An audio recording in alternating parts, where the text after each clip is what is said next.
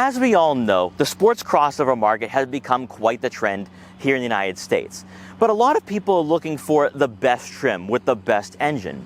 But if you're somebody who's looking to make an upgrade from, say, an Audi Q5, BMW X3, or Mercedes-Benz GLC, and you want something a bit more spicy, a bit more fun, a vehicle that you can actually enjoy on a daily basis, don't overlook the base model for the Macan for 2024.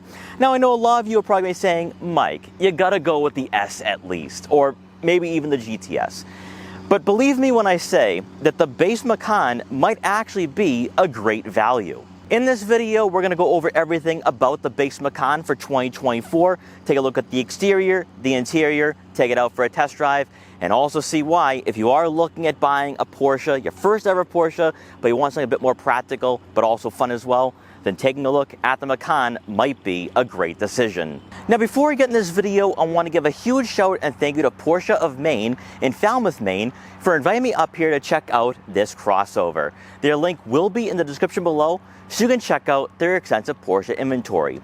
Also, before we get started, make sure to hit the subscribe button and click the notification bell so you're notified every time a new video goes live on the channel. And so, without wasting any further time, let's get right in this review. With so many competitors in the luxury compact crossover segment, many may ask the following questions. What's the point in purchasing a Macan, and why is it worth spending an extra $10,000 over an Audi Q5 or BMW X3? The simple answer is that Porsche is one of two premium luxury manufacturers that offer an SUV of this size, with the Maserati Grecale being the only direct rival. The key difference here is that Porsche has a crossover that can quickly inspire you to get behind the wheel, whether that be through performance or the welcoming and upscale interior. The key difference here is that Porsche has a crossover that can quickly inspire you to get behind the wheel, whether that be through performance or the welcoming and upscale interior. But as you may find out, there's much more to this crossover than meets the eye. Starting off with pricing, the entry point into the Macan lineup is just under $63,000.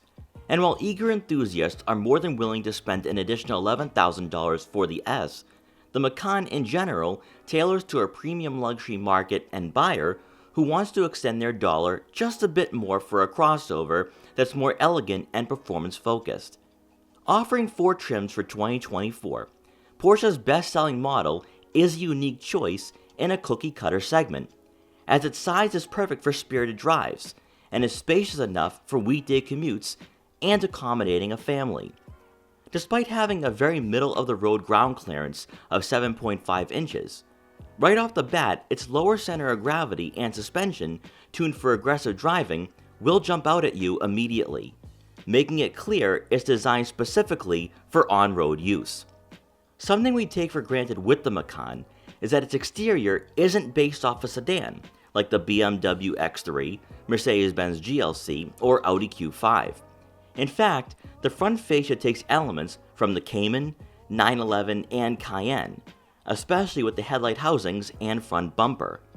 Crafted to be a lifted sports car, the body lines, fenders, and bumper gives the Macan an aerodynamic road presence that's typically lacking in this market, immediately appealing to shoppers that may not be enthusiastic with having to buy a crossover, but are relieved that there's an aesthetically pleasing option in the luxury market. Moving over to the side profile, our model is sitting on the optional $3,000 20-inch satin platinum 5-spoke Macan Sport wheels, which is an upgrade over the 19s that do come standard. You can upsize to 21s, but we think since this particular trim is likely attracting customers who are solely focused on luxury, this tire size offers both an upscale silhouette to this crossover, but also limits road noise and maximizes on-road comfort. We have body color matching side mirrors with turn signal indicators to go along with blind spot detection for added safety. Then as we make our way around to the back, the defining cosmetic feature is the LED taillights that run the length of the rear fascia, not only exuding a sense of class, but also resembling the design language found across the Porsche family. With the sloping roofline and hatchback-like C-pillars, you will be sacrificing cargo space, but it's a small price to pay to have a sporty and inspiring family hauler. While a full paint finish can be found throughout, the cladding for the rear diffuser and bumper reminds us that the Macan is still a crossover at the end of the day. Optional but not equipped on our model, you can get quad exhaust tips for a more aggressive appearance compared to the dual tips that come standard. Under the hood, our Macan today is powered by a 2-liter turbocharged 4-cylinder engine, producing 261 horsepower and 295 pound-feet of torque, and is paired with a 7-speed PDK. The question some may ask, which may be answered once buyers step inside, is why choose the Macan over the Audi Q5? And at least for the entry model, the driving dynamics differ rather greatly, as a noticeable boost in torque, tight steering, and rigid suspension will appeal to those who want an engaging daily driver. While 0 to 60 times come in at around 6 seconds, the Macan does a lot well from an on-road perspective, where you can easily look past the straight line speed. And we'd argue, out of the German competitors in this segment, Porsche has the most enthusiast-focused crossover at this particular price point.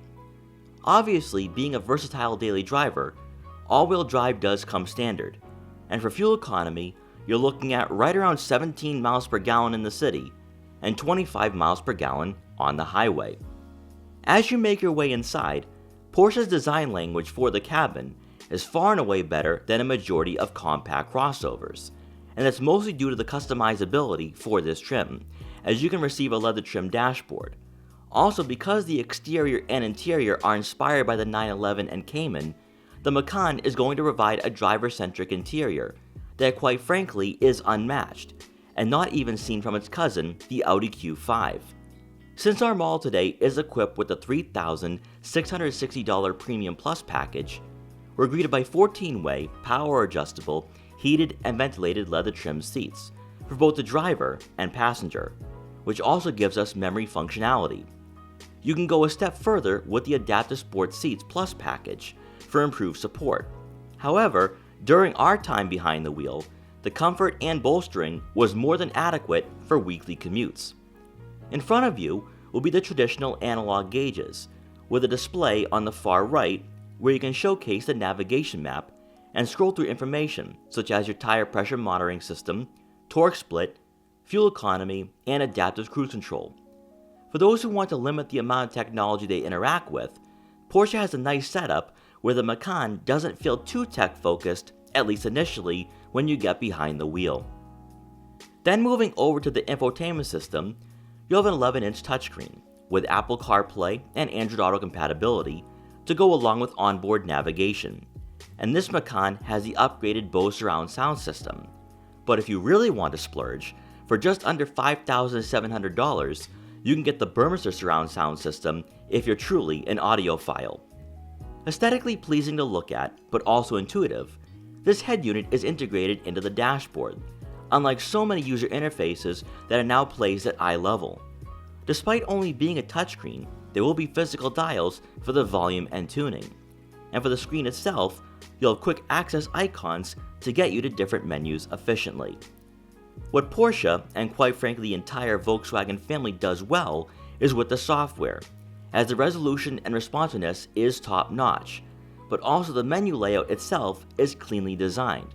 For our Macan, we have a rear backup camera with trajectory to go along with front and rear parking sensors.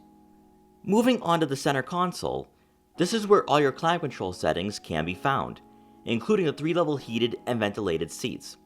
On the left side, you can easily access Sport mode, and then to the right, you'll find the off-road mode, hill descent control, and auto start-stop. For the center storage compartment, you'll have enough room for a wallet and smartphone. And then to round out the front seating area, above, a panoramic moonroof will bring in a decent amount of light to the cabin. Now quickly taking a look at the second row seating area, with the Porsche Macan, this vehicle will most likely be for a more mature and grown-up family, because you're not likely to have smaller kids in the back and them getting the seats dirty. But for those who are looking to have a upscale vehicle with some older children in the second row, this is certainly doable. Now, one thing to keep in mind here is that with the Macan, you do have that lower roofline, that sportier design. But honestly, I don't think it really takes away from headroom at all, because what Porsche did here with these second row seats is that they sit a bit lower to the ground to maximize that headroom. And even with the massive panoramic moonroof, I'm nowhere close to the headliner, which I think is really great to see. Another thing to keep in mind here with the Porsche Macan, and you've probably already factored this into the equation, that the Cayenne is going to be a bit more of a family-friendly option if that is on the table. But let's see if you can squeeze in a third person in the center. Now, surprisingly, you are going to have some great placements for your feet. I personally don't think you'll be able to squeeze in that third person comfortably unless they are a smaller child, just because of the lack of shoulder room, and also with the aggressive center hump, they will take away from legroom. But maybe on a shorter drive, you might be able to squeeze in that person, so that will be on a individual basis. But honestly, with the Macan, it is a decently sized vehicle where it is going to be conducive for maybe 4 people overall in this crossover. And then finally, on the driver's side, the seat is adjusted to someone around my height, around 5'5", and I have a good amount of legroom here where I can just sit back, relax, and enjoy the driving experience, but also it comes back to the comfort. These seats do provide a lot of support, but also they're very plush as well, which might be lacking in some competitors, especially at this price point. Also back here, you do have 2 rear air vents to go along with climate control on this model, 2 double heated outboard seats, 2 USB-C inputs, and rounding out the second row seating area, you do get a center armrest with 2 cup holders. And then making our way around to the back, you are going to receive a power liftgate. And inside, you're looking at right around 17.2 cubic feet of room. Now, I know what you're thinking. That actually seems a lot less than many competitors in this market. But I would say that those numbers are very deceptive, because I was able to fit all my camera gear today no problem. So that's 3 bags of camera gear, a gimbal box, and 2 tripods. And I still have more room to store other items as well. Now, I'm only going to be speaking from experience here.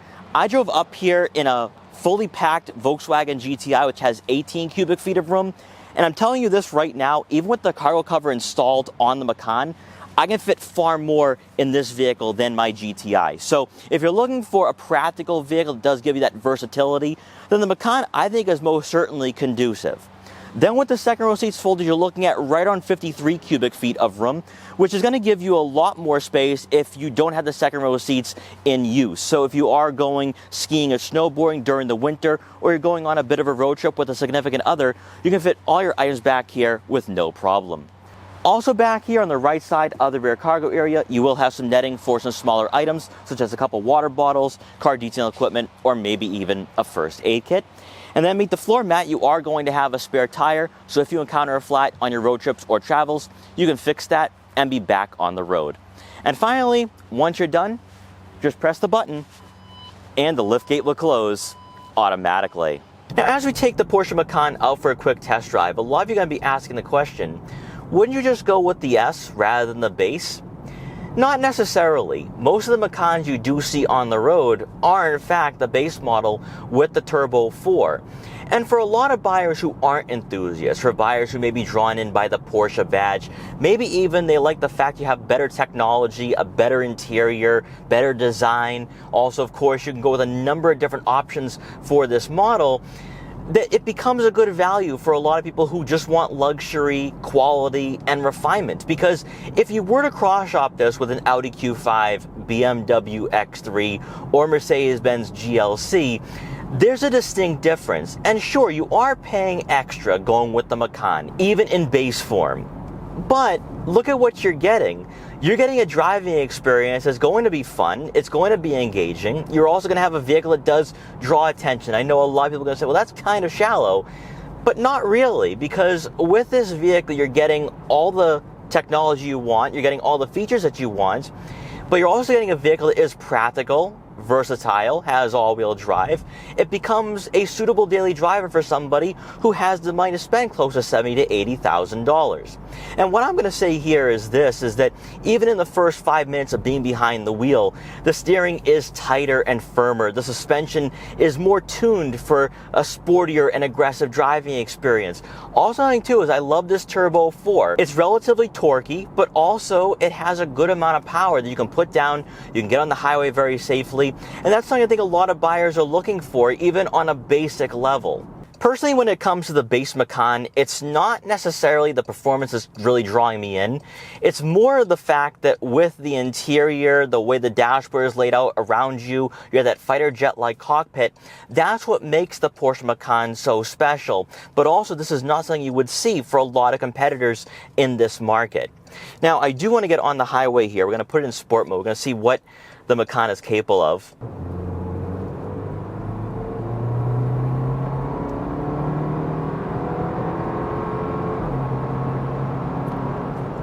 Not too bad at all. Not too bad. You get the highway speeds in a safe manner. But also, another thing too, getting on the highway,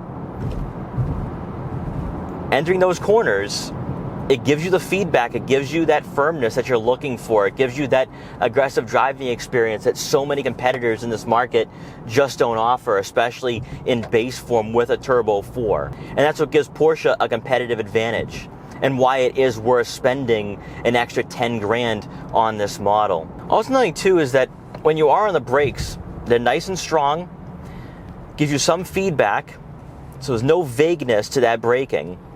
And it really just matches everything else that encompasses this model. One of the characteristics that really shines through with this model is the fact that since it is a Porsche, it's designed like a sports car, and with that you get a good amount of visibility. So your front windshield, nice panoramic view, A-pillars are super thin like you'd see on a car. Your side mirrors are very aggressive and big. I can see what's in my blind spots. And then looking out back, even though we do have more of that sport back design, I can see what's directly behind me. Also, another thing too with the Macan is that you do sit pretty high up in this vehicle, and you wouldn't think that necessarily looking at this vehicle from the outside, but this adds to a lot of the safety that you're looking for in a crossover. Also, it gives you a nice commanding feel and presence over the roadways. Now, at highway speeds, what really speaks volumes is the fact that there's not a lot of road noise entering the cabin of this vehicle, which is a bit of a surprise for a base model. Also, another thing too is that even though you would want to go with the S or the GTS, it is pretty peppy, it does put the power down, and it does give you that confidence when you are behind the wheel. It does have a nice lower center of gravity as well, and again, it's all going to circle back to the driving experience and driving dynamics for this model. Sure, you can save $10,000 and go with the BMW X3 or Audi Q5, and maybe even a Mercedes-Benz GLC or Alfa Romeo Stelvio. But what you're getting here with the Macan is something a lot more, and it really differentiates itself from all other competitors in this market. And I know some people are going to say, Mike, you've really drank the Porsche Kool-Aid here.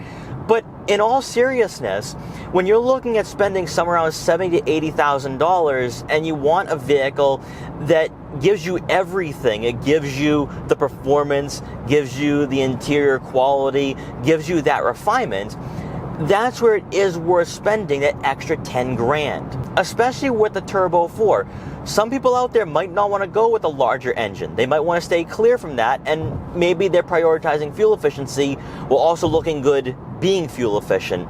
And for a lot of manufacturers in this market that do have Turbo 4s, they're not that sporty, they're not that aggressive.